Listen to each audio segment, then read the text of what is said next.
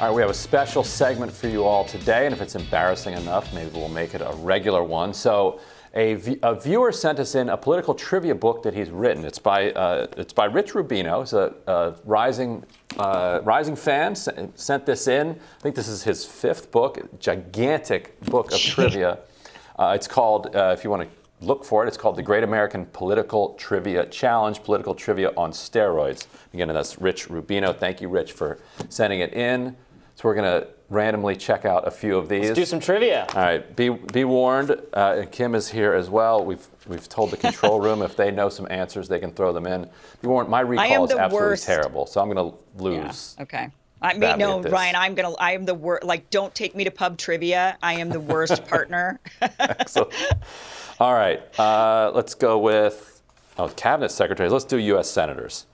All right. Oof. Oh, who is the youngest U.S. senator to be sworn into a 6th term? Oh, 6th term. Damn it. That changes everything. I was going to say Ossoff. Ossoff. How do you say his last name? Isn't he like the youngest? Senator, right? Yeah, but not for 6. Ossoff will make it. It'll be 120 degrees in Atlanta by the time he does. I don't know who the sworn in longest for a serving 6th senator. like someone from far, like Henry Clay or something. Henry Clay. No, he left to be Secretary of State. William Jennings Bryan. I'm just thinking of long-lived. What's the answer? We suck at this. No, this is a hard one. You start with a hard one. No, it's a tough one. Really, Ryan. Come on, pick easy ones. Joe Biden. It's Joe Biden. Of course, it was Joe Joe Biden. How did we? God, Joe Biden. Yeah, 6 terms in the Senate is 36 years. Brutal. Presidential campaigns. You guys probably get this one. Let's see. In 1999, when contemplating a run for the Reform Party presidential nomination, this individual told Maureen Dowd of the New York Times, quote, "To be blunt, people would vote for me. They just would. Why? Maybe because I'm so good looking. I don't know. Larry King calls and says, do my show. I get my highest ratings when you're on." Who made this? What 1999 potential Reform Party candidate made this comment about himself? I do know Donald this one. Trump. Is it Donald Trump? Yes. Oh, it is. That's right. I was going to say it's Ross Perot. It's Donald Trump. It was a Roger Stone scheme to get him to run. I was thinking Ross Perot until that ratings comment on Larry King, and then I was like, nah, that's Trump. Yep. Okay. In 1992, this is a presidential canvass, a news reporter asked Democratic presidential candidate Bill Clinton what he thought about the report that the Reverend Jesse Jackson had endorsed which contestant for the Democratic presidential nomination over him. So who did Jesse Jackson endorse in 1992? Over Bill Clinton? Who else was running? Well, Jerry Brown was running. Jerry Brown. Lieberman? I don't know. Was he running for? No, he wasn't running that year. Would he have endorsed Jerry Brown? I mean, Jerry Brown picked up his kind of small donor, like taking on the man kind of thing. I don't remember who else. There was somebody else that Clinton that was got a guess from the control room. What's the guess? Reggie's got a guess. Yeah, the dude from North Carolina. I can't think of his name though. North Carolina. Reggie says the dude from North Carolina. Yeah. There was somebody else that Clinton, because Clinton was kind of like the dark horse. Right. So in 92 it was actually at Jesse Jackson's Rainbow Push conference where he did his Sister Soldier moment with Jesse Jackson on stage. So they were not friends. So this is 503. So what is it? Oh, it's Tom Harkin. Who ran a competitive bid. Iowa senator ran a serious bid in 1992, and the Democratic Party would be a lot better off if Tom Harkin had actually won that rather than Bill Clinton. Tom Harkin fan over here. I think. Yes, a big Tom Harkin fan. We're not doing too well so far. No, we're going to do terribly on this. Should we do senators, Senate campaigns? I have 1 point so far, so I'm actually winning, surprisingly. I don't know Founding documents. Robby likes founding documents. Sure, give us the founding documents. All right. Under the U.S. Constitution, what are the requirements for one to serve in the U.S. House of Representatives?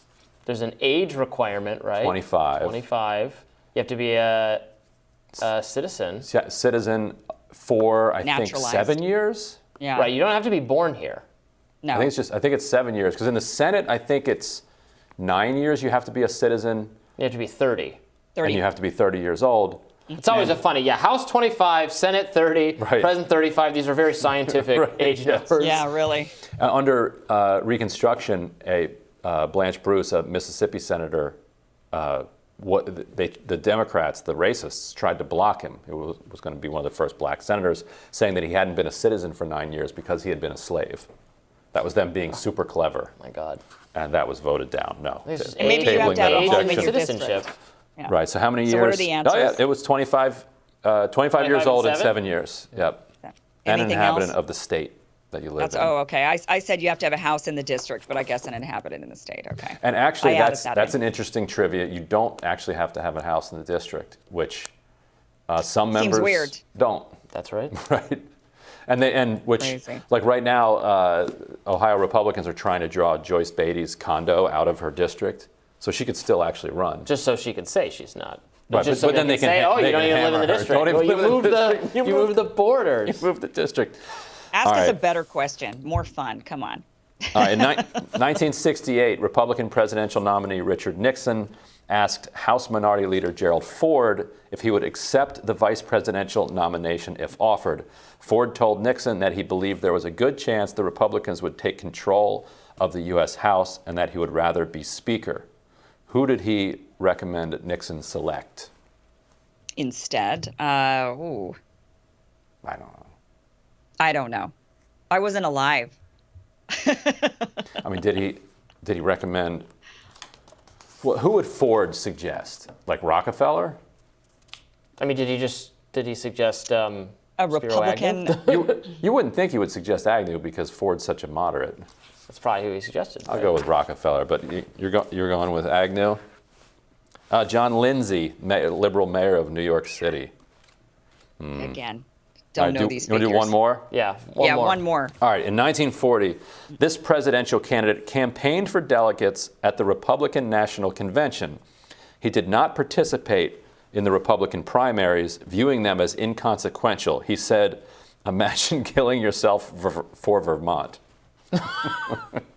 He lost the nomination to fellow Republican Wendell Willkie, who was the presidential candidate. The Taft? This was a politician. Is it like yeah, this is he's running for the Republican Is it like nomination Lindbergh? in 1940. In 40. I don't know who else ran for it in 40. Arthur Vandenberg. I don't know who that is. He had a good quote, imagine I don't killing know. yourself for Vermont. These are some obscure trivia questions in this book. Seriously. I was going to be like, who said they chopped down the cherry tree? None of that, huh? Right. You know, we got murdered So by what's this. the answer? What was it? Rich Rubino. So, Rich, thank you for sending it in. Oh, who was the first member of U.S. Congress to endorse Donald Trump? Oh, gosh. I think it's Oh, Jeff wait. Sessions. Oh, interesting, because us going with a senator. Got to be a House member that jumped out. No, it's a in House front of it. member. Oh, Mo Brooks? Chris Collins. Probably from New York. All right, no good for us. Maybe we'll try it again when we're better caffeinated. Yeah, there you or go. drinking. We'll many have excuses. the producers select better questions for us that are Easier to make us look smarter. easier. Yeah, right, exactly. So we don't look Right, like Reggie's fools got on another TV. question. Are we doing another question? Reggie's demanding they one want more. another Yeah. one. They want another One one. more. question. No. One more. No, I want to read one. I have one for Oh, you got one. Oh, Okay, you the got one. producer's Okay. going to read Reggie's one. got Go one. for it. Yeah, we're Yeah. ready. Yeah, we're ready. I can't hear him. Which president Which made president Christmas a national made Christmas holiday? a national holiday? Which president made Christmas a national holiday? George Washington must have been the first. Come on. Right away. Christmas needed to be a holiday right away. No. He was into chopping down trees. Too so sweet. no. National holidays. When did those even, like, Well, Teddy Roosevelt? FDR moved Thanksgiving. You're close, Robbie. Oh, You're close? kinda close. Yeah. Kind of close. Wrong direction, though. Earlier than Teddy I'm Roosevelt? going with FDR. Yes. Yes. Earlier than Teddy Roosevelt. Earlier than Teddy Roosevelt. Earlier than Teddy. So, yeah. Grover Cleveland. No. Uh, I could give you a hint. Yeah, give us a hint. Okay. He was a general. Grant. There you go, Ulysses S. Ulysses Grant. Saved Christmas. He saved Christmas. And the Union. It's amazing. It would have to be an anti-Puritan like And Grateful. segment. It was in Beautiful. 1822 to 1865. How about that? No, 85. Yeah. he served. Yeah. All right, yeah. All right. Well, thank you, All right, Reggie. all right. Thank you. Yeah. Thank you, producers. Yeah. Thank you, author Rich Rubino. And we're going to leave it there. Thank you all for watching.